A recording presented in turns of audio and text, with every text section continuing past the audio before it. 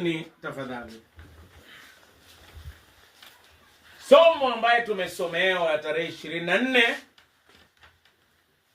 somo ambaye ilikuwa ya Agano la Kale katika ibada hii ya ushirika utakatifu, inatoka katika kitabu cha Wafalme Samueli wa pili sura ya 7 kuanzia kifungu cha 1 mpaka 16. Hii Krismasi watu wanangojea vitu vingi.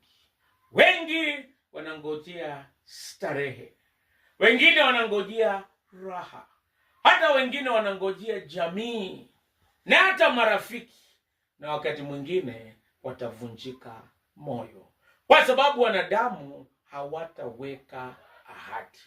Nakumbuka Krismasi moja, kiongozi moja aliahidi watu atawapatia vyakula na vitu vingine vizuri.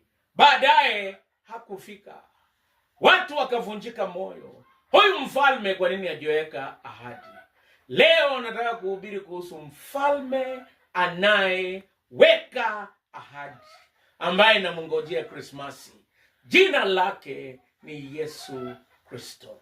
Hata Mungu wetu ni mfalme wetu, anaweka ahadi. Ahadi ya kwanza ambaye anaweka ni uwepo wake utakuwa pamoja nasi.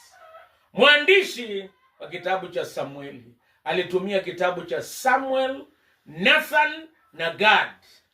Akaandika hadithi moja ya Samueli kuelezea habari za watu watatu: Samueli, Sauli na Daudi.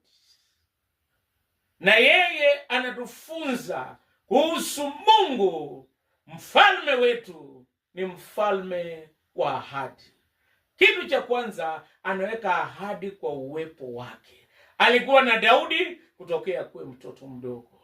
Akawa na Daudi akichunga, akakutana na simba na dubu, lakini uwepo wa Mungu ulikuwa naye. Akaua simba, akaua dubu. Akipigana na Goliathi mfalme, uwepo wake ulikuwa pamoja naye.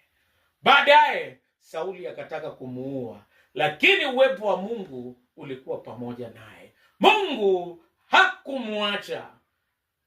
Na baadaye akafanya agano na Daudi na akamwekea ahadi ya kwamba nitakuwa na ufalme wako milele. Sio Daudi tu peke yake, hata sisi Mungu ameweka ahadi, na ahadi ya kwamba hatatuacha mpaka ukamilifu wa dahari. Gemia gein boshoshok tukun. Ahadi yake ni ya kwamba hatatuacha. Ahadi yake ni ya kwamba hatutapungukiwa.